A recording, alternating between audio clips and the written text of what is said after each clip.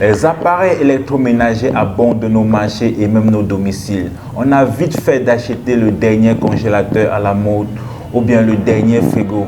On a vite fait d'acheter le dernier climatiseur, parfois parce que nous avons constamment besoin de l'air conditionné. Mais il arrive de fois quand même, certains appareils qu'on a importés arrivent parfois en Afrique ou bien au pays, nous n'arrivons même pas parfois à démarrer. Une fois que tu as branché l'appareil, tu ne parviens même pas à démarrer. Ça veut dire mettre en marche pour utiliser. Parfois même cet appareil tombe en panne, mais on a des difficultés à trouver un technicien fiable pour pouvoir mettre à jour. Parce que quand ces appareils tombent en panne, qui d'autre qu'un spécialiste bien formé qui se met à jour constamment à la pointe de la technologie pouvoir résoudre ce problème. Et c'est pour résoudre cette énigme que nous sommes allés à la rencontre d'un jeune Camerounais qui excelle dans le domaine du froid et de la climatisation. Il a créé une entreprise qui s'appelle Global Frigorific Service et il a une particularité que vous aurez l'occasion de découvrir dans cette interview. De qui nous parlons exactement? Nous parlons de Justin Nzudio, un Camerounais que nous allons recevoir sur cette antenne. Bienvenue à votre émission Visionnaire sur Vortex TV 360.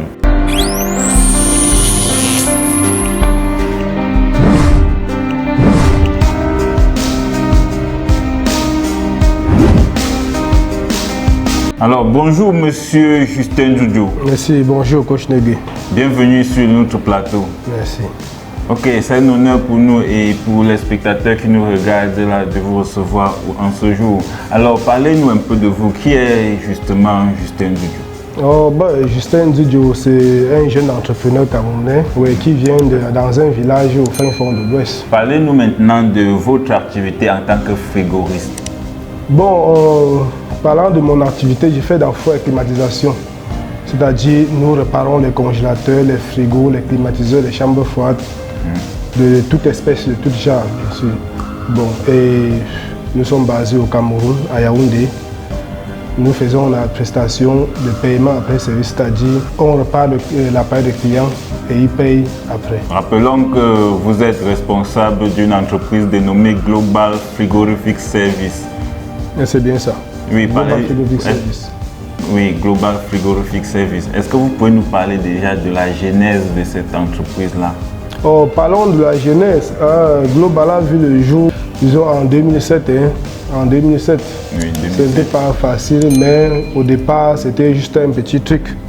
Voilà, on se baladait, on prospectait nos services chez les clients. Donc depuis 2017 jusqu'à nos jours, on a essayé de tenir bon. Et aujourd'hui, ça paye quand même, ça apporte ses fruits, quoi. Ok, ça veut dire que depuis 2007 jusqu'à aujourd'hui, vous recrutez déjà certainement beaucoup de Camerounais. Ah oui, nous avons quelques employés, mais les critères sont tellement sélectifs parce que nous, on a besoin de bons techniciens et pour avoir des bons techniciens, nous formons nous-mêmes nos propres techniciens.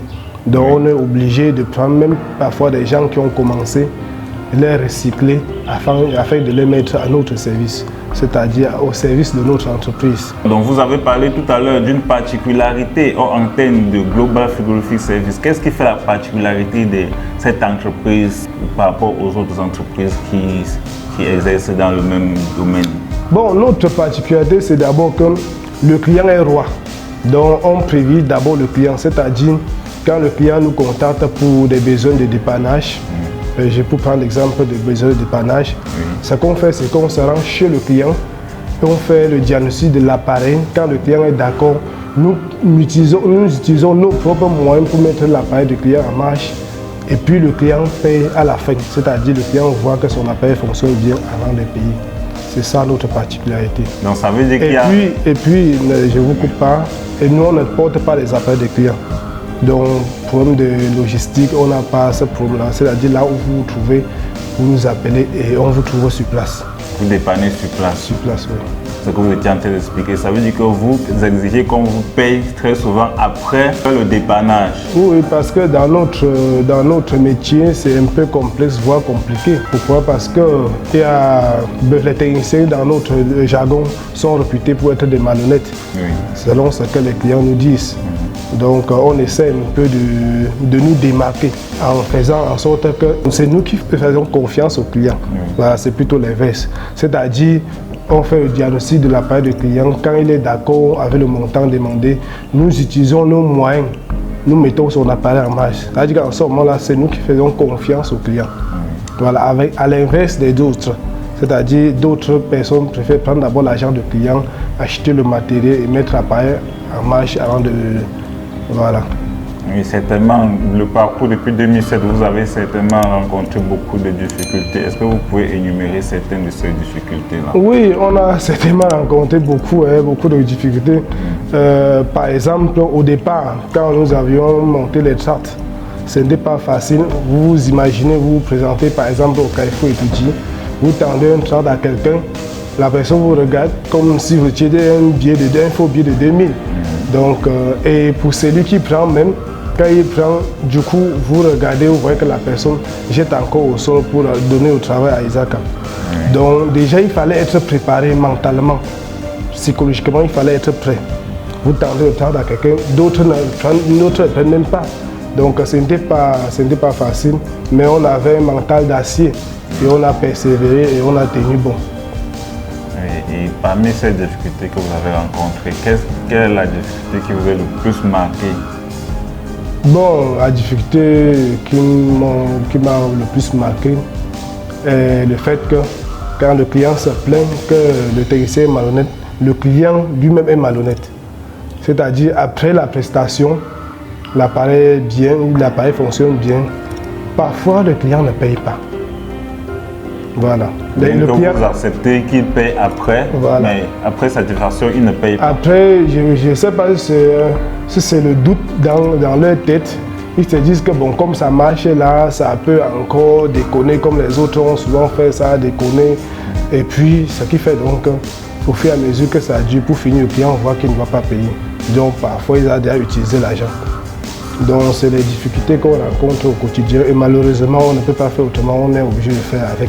Parce que vous étiez en train de me raconter comment est-ce que vous parvenez à donner vie à certains appareils que beaucoup de techniciens sont déjà passés dessus et n'ont pas pu faire revivre ces appareils-là. Ah oui, bon, c'est vraiment ça. Hein. Je ne me vante pas. Mais il y a une gamme d'appareils dites frigo américains, la nouvelle technologie quoi. Donc beaucoup de techniciens dans notre domaine ne sont pas encore fait recycler. Donc ils ont beaucoup de lacunes à pouvoir mettre ces appareils en marche. Le plus souvent, le client avant de nous contacter a déjà fait réparer par plusieurs techniciens. Voilà, et jusqu'à ce que parfois ils sont déçus. Donc bon. Par recommandation, parfois, une personne dit que bon, tiens, je connais un technicien qui peut vous mettre cela en marche et ça marche. Ça veut dire que dans vos équipes, il y a des procédures pour recycler vos personnels ou bien vous recyclez vous-même? Non, on recycle nous-mêmes parce que le bon recyclage, c'est la pratique. Hein. Oui. Le bon recyclage, c'est la pratique. Puisque nous sommes sur le terrain ensemble, on repart en les montrant comment ça doit se passer. Comment ça se passe? En dehors du dépannage, quels sont vos différents services en dehors du dépannage? Bon, en dehors du dépannage, nous faisons dans le conseil, l'entretien, l'installation de tout type d'appareil frigorifique, de la conception jusqu'à la réalisation. Nous recevons aujourd'hui M. Justin Doudjo et l'émission c'est Visionnaire et c'est le visionnaire de ce jour. Et vous allez nous donner quelle est maintenant cette vision que vous avez de Global Frigorifique CFM. Bon, parlons de la vision pour le long terme, court et long terme. Si vous avez bien regardé notre logo, vous allez voir que le logo, ça commence d'abord par le monde. Oui. Ensuite, il y a l'Afrique et puis le Cameroun. Oui. Donc, nous sommes actuellement basés au Cameroun. Notre rêve, c'est d'atteindre le monde entier. C'est-à-dire après le Cameroun, l'Afrique et puis le monde. Ça veut dire que vous voulez étendre Global Frigorific Service dans tout le monde entier. Voilà, c'est notre vision, il faut rêver grand. On essaie de construire doucement, vous savez, là où nous nous trouvons aujourd'hui, 5 ans de cela, on n'était pas là, donc on avance à petits pas, mais on avance quand même. On avance quand même. Et en ce qui concerne la relève de la Global Frigorific Service, est-ce que vous assurez cela? Comment est-ce que vous préparez la relève? Déjà, en ce qui concerne la relève, elle est déjà bien planifiée parce que dites-vous que je suis ici en studio avec vous et sur le terrain, il y a l'équipe qui est en train de travailler. Donc même si je meurs, ça ne doit pas stopper l'entreprise de fonctionner. Voilà, nous formons les gens tout en les incluant dans le projet et dans l'entreprise. Donc nos techniciens ou nos employés prennent la chose comme pour eux-mêmes. Voilà. Donc la relève, elle est assurée. Si vous voulez passer également sur ces antennes, parler de vos services, de vos produits, vous pouvez contacter les numéros qui s'affichent sur le bas de votre écran. Si vous voulez également contacter Global Frigorific Service, il y a les numéros qui sont en train de s'afficher là et vous contactez, vous confiez tout ce que vous avez comme souci dans le dépannage et le service, comme il a si bien dit tout à l'heure. Nous tendons déjà vers la fin de notre entretien, Monsieur Jojo. Est-ce que vous avez un dernier mot pour les internautes qui nous écoutent? Avant de quitter votre plateau, bien entendu, je voudrais, n'est-ce pas, préciser qu'actuellement,